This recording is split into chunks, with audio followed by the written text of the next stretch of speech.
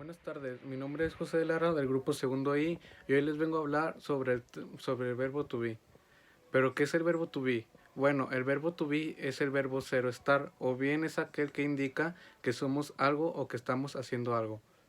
El verbo to be pasado es el was were, como por ejemplo para decir yo estaba se dice I was, para decir él, ella o ellos se dice he was, she was, it was. Y para decir tú, nosotros, ustedes y ellos es you were, we were, you were, they were. Recordemos que el verbo to be pasado reemplaza las tres primeras formas del verbo to be en presente, que es el am, is y el are. Y por ejemplo, para decir tú, nosotros, ustedes y ellos, estaban, se diría you were, we were, you were y they were. Y por ejemplo, ¿cómo sería una oración en afirmativo usando el verbo to be en pasado? Utilizando la forma was, quedaría él era un buen profesor. Se diría he was a good teacher. Esta es la forma del was afirmativo del verbo to be en pasado. Y ahora, ¿cómo sería una oración afirmativa usando la forma were? Por ejemplo, ellos eran alumnos, se diría they were students.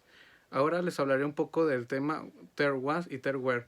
Al igual que en presente simple, usaremos there was cuando el sustantivo que acompaña es un sustantivo contable en singular o uno incontable, y they were o los sustantivos contables en plural. Hay que tener en cuenta que there were y there was no se pueden encontrar en la forma afirmativa.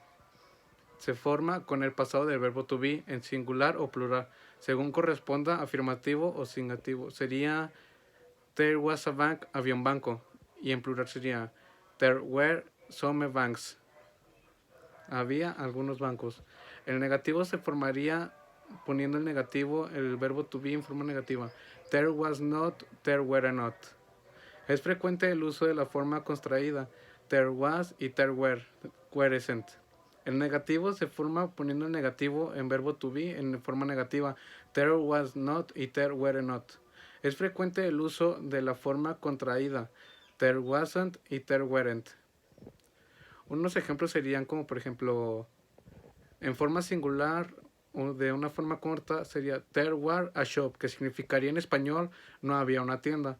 En plural de una forma corta quedaría there weren't any shops, que significa no había tiendas.